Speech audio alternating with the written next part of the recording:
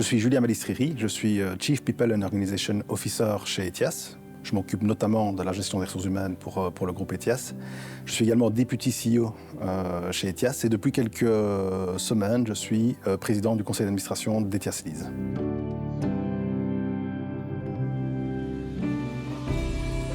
Alors le point de départ d'Etias Lease, c'est beaucoup de difficultés et beaucoup d'interrogations de la part du département RH d'Etias sur l'électrification de la flotte qu'on a entrepris il y a maintenant plusieurs années.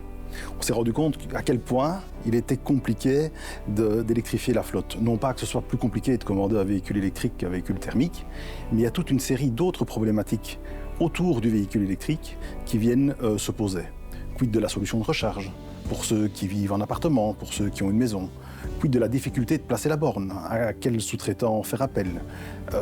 Toute une série de questions très opérationnelles liées à l'écosystème autour du véhicule électrique.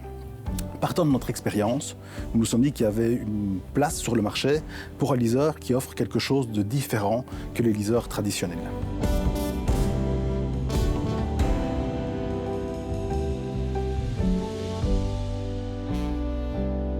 Alors, ce qu'Etias Lease propose, c'est du leasing full électrique. Donc, les autres leasers multimarques offrent des véhicules thermiques, des véhicules hybrides, des véhicules électriques. Etias Lease se spécialise dans les véhicules électriques.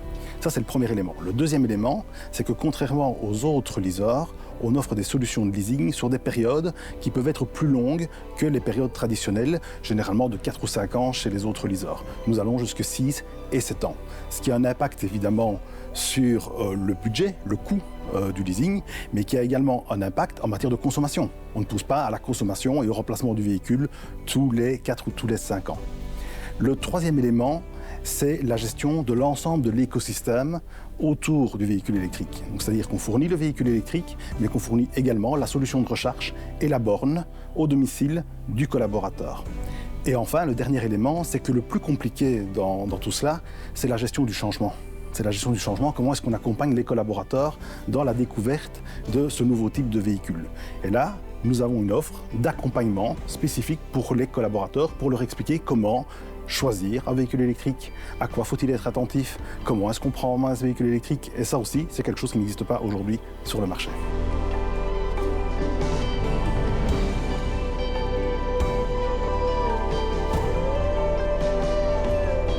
On a lancé l'entreprise au mois de juin. On a aujourd'hui un très très bel accueil sur le marché. Il y a de nombreuses organisations qui nous contactent spontanément pour avoir plus d'informations, plus de documentation sur l'offre de services d'Etias Lease.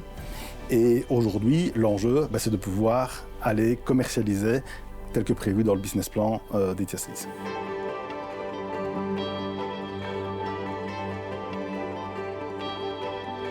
Alors aujourd'hui, Etias Lease, c'est 6 collaborateurs.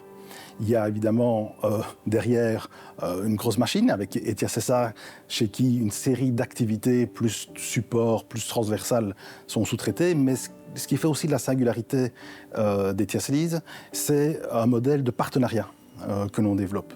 Et donc Etias Lease est créé en joint venture à 50% avec la banque espagnole Santander, qui offre également toute une série de services derrière Etias Lease et qui nous accompagne dans ce lancement-là, mais aussi des partenaires qui gèrent l'écosystème électrique autour. À terme, l'ambition est d'être à plus ou moins 30 équivalents temps plein à l'horizon de 2027.